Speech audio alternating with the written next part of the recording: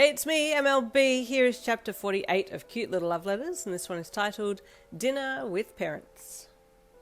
Your mum had whipped up dinner in an amazingly short period of time, and by the time you had walked back up to the main area, she was calling for you and Denki to come and eat at the table. I'll show you the greenhouse after, you said to him as you turned to head to the long oak table adjacent to the kitchen. Whoa, Denki said when he looked at all the food laid out on the table. This is really cool. Look at all the food. Your mum smiled as she put another dish down on the table and stood back. Your gratitude for the bountiful food does not go unnoticed or unappreciated, she said as she turned and reached her hand out to your dad as he entered the room. He grinned and took her hand and then stood beside her. Denki, he said as he looked at your soon-to-be boyfriend.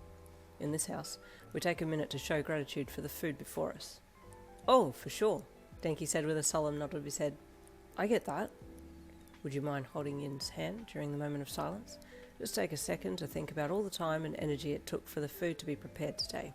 Think of the food from the beginning of its life till this moment, and accept its role in nourishing your body. Your dad said. Oh, right. Yeah, okay, Denki said as he quickly held your hand, and you reached for your dad's hand with your other.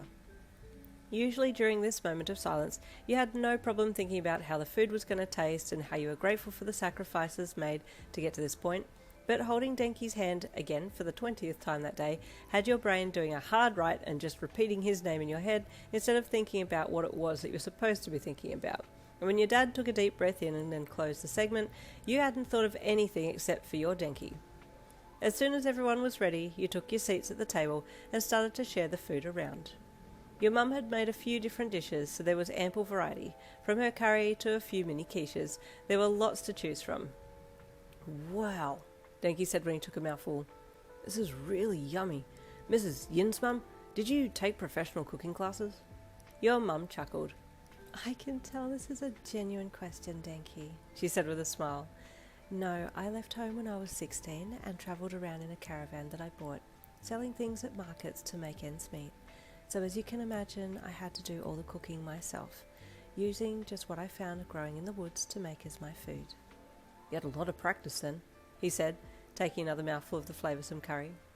Lots, your mum said with a chuckle. And so did you meet Mr. Yin's dad at the markets? Denki then asked. You quickly looked at your dad to see if he was going to tell the story of how he met your mother, wondering just how much of the story he was going to tell, but also eager to hear it again if he was going to dive into it. I met her in the woods, your dad said, and you beamed with pride, hoping he was going to elaborate. This is my favourite story, you giggled softly, whispering to Denki. Denki looked at you with a smile and then looked back at your dad. In the woods, he asked. What happened? You giggled in anticipation and your dad gave you a little smirk. Stop giggling, you cheeky Fae. I know this is your favourite story, he said with a playful look on his face. It really is, you giggled, and Denki smiled, loving that there seemed to be a lot of fun and happiness in this family. Why don't you tell the story then, sugar? Your dad said to you. It's not the same as when you tell it, but I'll start, you said, bursting at the seams. Okay, so Mum had been travelling through the deeper parts of the woods and her caravan got stuck, so she had to set up home there for a bit. She even made a little garden for herself so that she had food, you added. And Dad had been watching her, but didn't know that she had already seen him. You started to giggle and your dad sighed. It's okay, love, your mum said gently from beside him. It's because he had such an alluring and strong, beautiful aura that I couldn't help but notice his presence there, she said kindly. Aura? Wait, is that your quirk, Mrs. Yin's mum? Denki asked. She nodded. Yes, I can read aura. My mum also had the same quirk, and she was teaching me things well before my quirk manifested, your mum said. This piqued your interest because you'd never asked about your grandparents' quirks on her side, and you needed this kind of information for your assignment, so leaned forward with interest. And what about Grandpa? You asked her. I don't really remember him too well, your mum said, as she thought, but I think he had a little clairvoyancy. Maybe that's where I get a little of it from too. You're just very wise, your dad said, then turned to Denki. She's well beyond all of us, Denki. Don't even try and test her. He joked. So you could feel Mr. Lin was there? Denki asked, getting back on track with the story. Your mum nodded. Yes, I knew he was there from very early on, but it took him a week to reveal himself to me, she said with a cheeky glance at her man. I was Just taking my time, your dad said, trying to cover himself.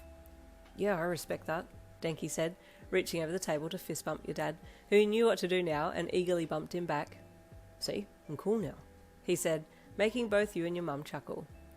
Can I say my favourite line? You giggled. Can I say what you said to Mum when you first revealed yourself?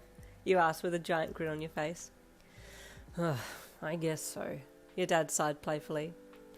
A lady such as yourself shouldn't be out here in the woods alone, you repeated, and then jumped straight into the next part.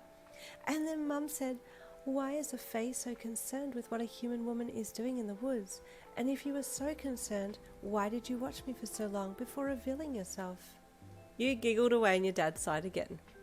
Denki, these women, they mock us, he said playfully. Oh, you're right, sir. That's just foul play, Denki said, feeling how deflated your dad must have felt when your mum called him out so quickly. Yes, see girls, Denki understands a man's predicament, your dad said, making you and your mum giggle. My love, I believe we have 2 men to contend with, your mum said to you. Your father has someone to back him up now, she said as she leaned across and kissed your dad on the cheek. He grinned with pride. So, how did you sneak up on her so often? Denki asked your dad. Surely she heard you coming. Your footsteps gave you away. Oh, no, I was in fairy form, your dad said. She wouldn't have heard me because I was moving silently. Oh, gotcha, Denki said. So, being able to turn into human and hold human form is your quirk, like Yin here? He asked. That's pretty cool. You've got the best of both worlds, he said with a smile. You looked at your dad quickly to see what he would say and saw that he had frozen up a bit, so you decided to jump in. Yes, that's where I take after Dad, you said quickly. But Dad looks a lot more fairy than me. I like how you look, Denki said, giving you a soft look, and you smiled bashfully and then looked away.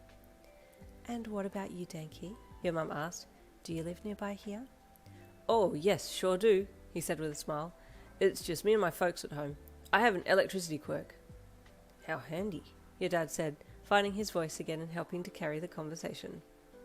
Yeah, just got to be careful not to overdo it because it could be quite dangerous, I would imagine, your dad offered helpfully. Yes, that's it. Bad, very bad, Denki said quickly, then shoved more food into his mouth. You smiled at him and then at your mum and dad. Everyone seemed to be getting on really well, and you liked that.